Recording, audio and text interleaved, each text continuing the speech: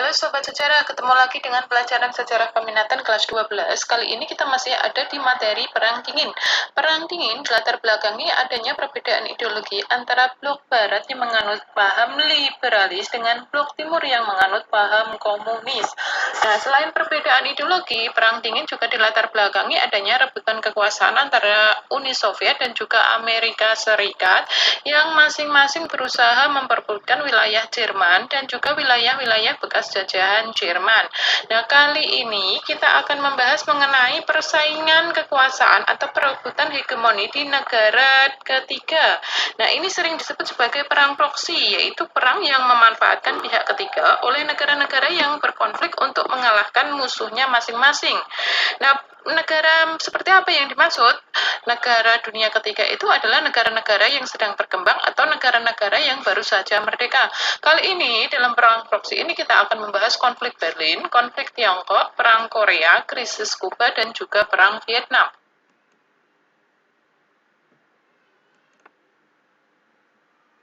Sobat Sejarah, kali ini kita yang pertama akan membahas mengenai konflik Berlin. Nah, konflik Berlin ini dilatar belakangi adanya perjanjian Potsdam, perjanjian yang dilakukan antara sekutu dengan pihak Jerman. Perjanjian ini ditandatangani oleh Truman, Stalin, dan juga Ethel pada 2 Agustus 1945 yang isinya meliputi yang pertama itu wilayah Jerman dibagi menjadi 4 seperti yang terdapat di peta ini. Timur diduduki oleh Soviet, Barat diduduki oleh Amerika, Inggris, dan juga Prancis. Yang kedua, itu kota Berlin Timur dikuasai oleh Soviet, sedangkan kota Berlin Barat dikuasai oleh Amerika Serikat, Inggris, dan juga Prancis. Dan selain itu, isi dari Potsdam ini pemberian wilayah Danzig di Jerman Timur di sebelah Sungai Oder dan kota Nes diduduki oleh Polandia. Kemudian isi selanjutnya itu memberikan demilitarisasi dari Jerman, kemudian menghukum penjahat perang sesuai hukum, dan kerusakan Perang Dunia Kedua diganti oleh Jerman. Sobat sejarah, perjanjian Potsdam menyebabkan pemisahan Jerman menjadi dua, yakni Jerman Barat dan juga Jerman Timur. Pada 23 Mei 1949 dibentuklah Republik Federal Jerman Barat atau Bundesrepublik Deutschland. Melalui Marshall Plan, sekutu kemudian memulai proses industrialisasi serta menata kembali perekonomian Jerman, termasuk mengeluarkan mata uang baru yang disebut Deutschmark untuk menggantikan mata uang yang lama yang disebut Reichsmark. Kemudian pada 24 Juni 1948, Soviet melakukan blokade ekonomi terhadap Berlin Barat. Hal ini dilakukan sebagai reaksi atas kebijakan sekutu tersebut. Nah, akibatnya Jerman Barat ini mengalami krisis sehingga memaksa Amerika Serikat, Inggris, Prancis memasok makanan dan lain-lain ke Jerman Barat lewat udara. Kemudian pada Mei 1949, Stalin mencabut blokade Berlin tersebut setelah mencapai negosiasi dengan pihak Jerman Barat atau pihak sekutu. Lalu pada 7 Oktober 1949, Stalin membentuk Republik Demokratik Jerman Timur atau DDR, Dutch Democratic Republic.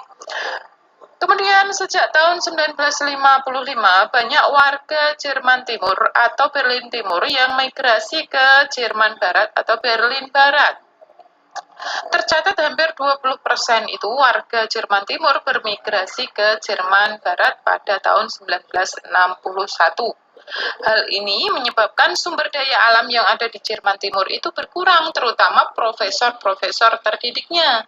Sehingga pada Juni 1961, Soviet melakukan ultimatum agar sekutu menarik pasukannya dari Berlin Barat. Namun ternyata ultimatum ini ditolak oleh sekutu. Kemudian pada 13 Agustus 1961, Soviet mendirikan kawat penghalang berduri yang kemudian konstruksinya diperluas hingga menghasilkan tembok Berlin sebagai pemisah antara Berlin Barat dan juga Berlin Timur yang notabene merupakan simbol pemisah antara Eropa Barat dan juga Eropa Timur. Sobat sejarah, tembok Berlin ini merupakan simbol tirai besi yang memisahkan Eropa Barat dan juga Eropa Timur selama Perang Dingin.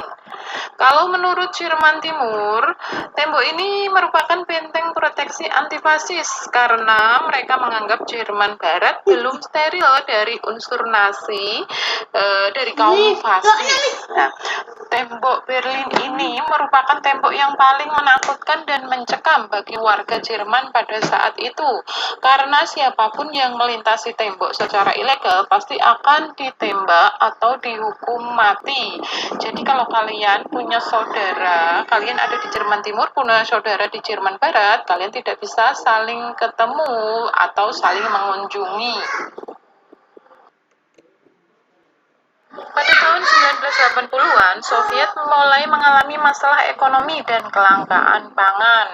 Reformasi dan revolusi terjadi di mana-mana di negara bagian dari Uni Soviet ini seperti Polandia, Hungaria, Estonia, Latvia, Lithuania, Cekoslowakia. Bahkan di Hungaria dan Ceko ini mereka membantu pelarian-pelarian dari Jerman Timur.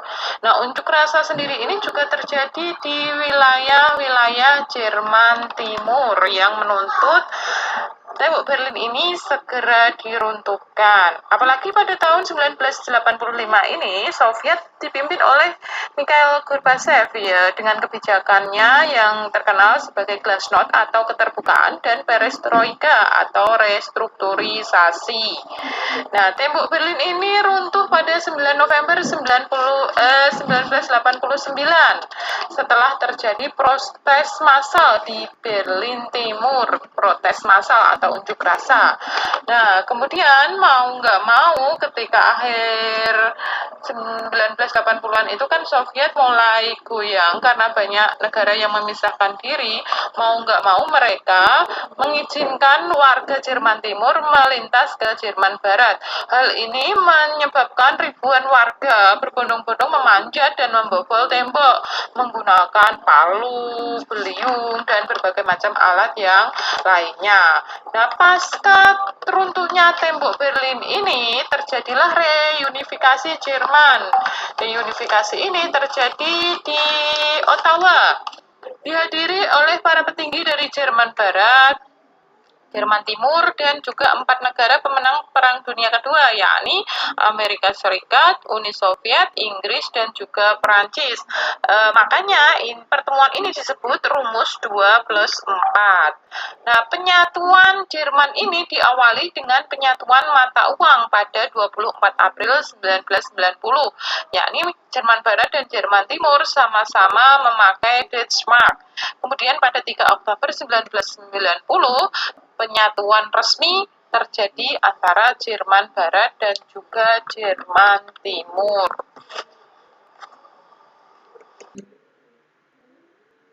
Sobat sejarah, saat ini bekas-bekas reruntuhan tembok Berlin bisa kalian lihat pada gambar di samping ini. Tembok Berlin beralih fungsi menjadi galeri seni. Nah, sobat, dari perang proksi yang terjadi pada wilayah Jerman ini, kira-kira pelajaran apa yang bisa kalian petik? Jangan lupa tulis di buku catatan kalian dan upload jawabannya di Microsoft Team kalian, channel Peran Indonesia dalam Perang Dingin. Sobat sejarah, kita lanjutkan membahas mengenai perang proksi yang kedua, yaitu konflik Tiongkok. Konflik Tiongkok pada masa Perang Dingin terjadi pada tahun 1949 antara KMT atau Partai Nasionalis Kuomintang di bawah pemimpinnya Chiang Kai-shek melawan Partai Komunis Cina di bawah pemimpinnya, yakni pemimpin Tentara Pembebasan Rakyat atau Komunis Mao Zedong. Sejarah masih ingat tentang revolusi Cina? Nah, revolusi dalam rangka menjatuhkan dinasti Qing. Nah, revolusi ini terjadi 1911 yang sering disebut sebagai revolusi Xinhai. Baik Mao Zedong maupun Chiang Kai-shek sama-sama bergabung dalam perjuangan ini. Perjuangan menggulingkan dinasti Qing di bawah pimpinan Dr. Sun Yat-sen yang saat itu sebagai pemimpin tertinggi KMT atau Partai Nasionalis atau kaum Republikan pada saat itu. Nah, kita berbicara tentang Mao Zedong sejak SD. Mao Zedong itu banyak membaca pengetahuan tentang demokrasi dari koran-koran yang merupakan pendukung Dr. Sun Yat-sen. Nah, kalau pada masa dahulu itu ya, masa dinasti itu, kebanyakan kalau kita lihat film itu kan orang Cina yang laki-laki itu rambutnya panjang, kemudian dikepang. Nah, ini ternyata sebagai wujud pengabdian seseorang terhadap dinasti. Nah, pada saat itu Mao secara bulat memotong rambutnya. Hal ini dilakukan sebagai aksi melawan kerajaan. Kemudian pada tahun 1911 itu revolusi Xinhai terjadi dan mau gabung dengan pasukan KMT ini. Nah, sedangkan Chiang Kai-shek ini bergabung dengan perjuangan Dr. Sun Yat-sen ini pada tahun 1913. Kemudian pada tahun 1924 itu, Dr. Sun Yat-sen mengangkat Chiang Kai-shek sebagai komandan sekolah militer Whampoa di Kanton. Lalu ia membangun tentara nasionalis. Pasca Dr. Sun Yat-sen wafat tahun 1925, Chiang memimpin KMT. Ia menginisiasi ekspedisi utara, menyatukan kembali sebagian besar wilayah Cina di bawah pemerintahan nasional yang basisnya ada di Nanjing. Seperti kita tahu, setelah dinasti Qing 1 itu kan Cina terpecah-pecah ya. Terpecah-pecah dalam kekuasaan panglima-panglima milisi lokal. Pasca kematian Dr. Sun Yat-sen, Chiang Kai-shek muncul sebagai pemimpin tertinggi KMT. Nah, di sini mulai terjadi perpecahan antara anggota KMT yang berhaluan nasionalis dan anggota KMT yang berhaluan komunis. Bahkan terjadi usaha pembunuhan terhadap Chiang Kai-shek. Hal ini dituduhkan terhadap anggota yang berhaluan komunis sehingga terjadi pembantaian Shanghai, pembantaian sadis yang terjadi terhadap anggota komunis dalam KMT.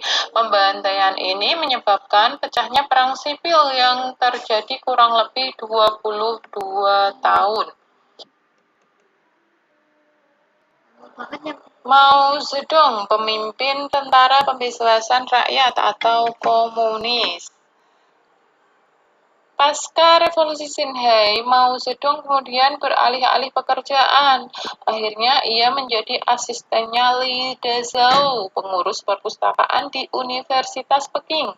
Kemudian Li Dezhou ini bisa kita jelaskan ia adalah pria pertama yang mengaku komunis di Cina. Melalui Li Dezhou ini juga Mao mengenal Du Xiu. Du Xiu itu adalah pemimpin revolusi Xinhai. Tanpa Dezhou dan Du Xiu ini, Mao tak akan jadi apa-apa. Melalui kedua orang tersebut, Mao mengenal revolusi Bolshevik dan komunisme di Rusia. Kemudian, ia juga aktif menulis jurnal-jurnal.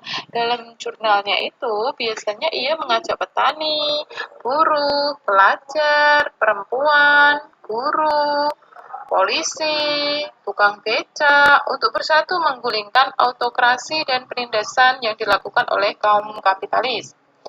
Nah, pemerintahan Cina yang baru ini dianggap Mao banyak memihak bangsawan. Cina juga mengizinkan Jepang menguasai Shandong. Hal ini memicu protes mahasiswa pada 4 Mei 1919. Kemudian tahun 1921, Mao menjadi anggota Partai Komunis yang didirikan oleh Dezhou dan Du Xiu. Ia memilih menggalang kekuatan itu di Yunan, kampung halamannya. Nah, pada 1922 itu antara KMT dan PKC bersatu melawan pemerintahan Beiyang. Setelah menang, PKC dan KMT ini kembali bermusuhan. Kemudian Mao ini kiprahnya di dalam PKC ya. Ia ditunjuk sebagai pasukan merah atau pasukan yang anggotanya adalah buruh dan petani yang diberi latihan militer. Pasca kekalahan Jepang tahun 1943 itu Mao menjadi pemimpin PKC. Setelah Jepang kalah tahun 1943, Mao menjadi pemimpin PKC. Ia memimpin pasukan merah yang anggotanya buruh dan petani yang diberi latihan militer. Awalnya Mao ini tidak mampu menandingi pasukan Chiang. Ia kemudian melakukan long march, memimpin 100.000 orang untuk pindah dari Jiangxi ke Shanxi. Perjalanannya itu kurang lebih 1 tahunan lah. Nah, perjalanan ini tidak mudah. Mereka harus menembus pasukan-pasukan Chiang Kai-shek. Pada perjalanan ini Mao hampir saja kalah. Sebenarnya ia bisa saja sih melarikan diri ke Tibet, namun ternyata ia tetap bertahan dalam long march bersama sisa pasukannya yang hanya sekitar 7.000 sampai 8.000 orang ini. Nah, kemudian setelah long march ini berhasil, Mao melakukan strategi serangan balik untuk mendesak KMT. Dan akhirnya Chiang Kai-shek mundur. Nah, sebenarnya sebelum ini, pada akhir 1948 itu, Jenderal Komunis Lin Biao berhasil membekukan pasukan KMT yang dipimpin oleh Liu Yaoxiang. Nah, dan kota Jinzhou juga jatuh ke tangan komunis. Nah, penyebab kekalahan Chiang Kai-shek yang lain itu, para jenderalnya itu tidak kompeten, banyak yang korup. Nah, korupsi itu menjadi praktik umum yang terjadi di kalangan pejabat pemerintahan dan membuat pemerintahan itu menjadi semakin buruk dan banyak masyarakat atau anggota yang kecewa. Sementara Mao Zedong ini mampu menarik simpati rakyat kecil dengan mendekati buruh tani sehingga partai komunis di Cina ini semakin populer. Apalagi pada saat itu, Cina kan sedang perang dengan Jepang. Mao dan pasukannya itu disebut menghindari perang besar-besaran dengan Jepang. Padahal Chiang Kai-shek ini sudah mengerahkan seluruh pasukannya untuk melawan Jepang. Nah, kenapa kok Mao ini menghindari perang besar-besaran? Ternyata tujuannya agar pasukannya tetap utuh dan bisa digunakan untuk melawan kubu nasionalis. Kemudian pada tanggal 1 Oktober 1949, Mao ini menjadi pemimpin Cina dengan memproklamirkan Republik Rakyat Cina atau Republik Rakyat Tiongkok. Nah, kemudian Chiang Kai-shek beserta sisa kekuatan KMT mengungsi ke Pulau Formosa, kalau sekarang disebut sebagai negara Taiwan. Lalu Chiang ini mendirikan Republik Cina. Di sana kurang lebih 25 tahun ia berkuasa. Sekitar 5 April 1975 ini Chiang Kai-shek baru meninggal. Nah, ternyata pihak sekutu yang diakui sebagai Cina itu adalah negara Taiwan ini, Pulau Formosa yang dipimpin oleh Chiang Kai-shek ini. Kemudian, Mao Zedong ini resmi menjadi Presiden Republik Cina pada tahun 1954 sampai 1959.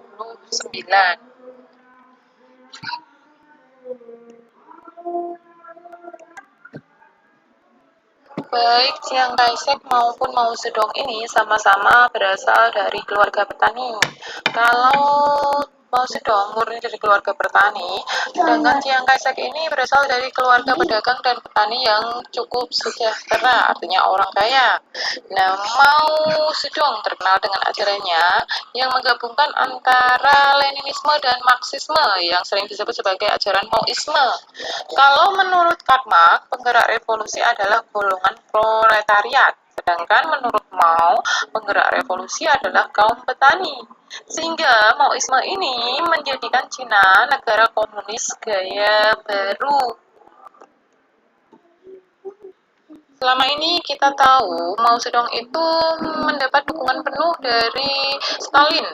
Nah, pada tahun 1953 itu kan Stalin meninggal, kemudian digantikan oleh Nikita Khrushchev. Nah, hubungan antara Mao Zedong dengan Khrushchev ini mulai merenggang pada tahun 1956.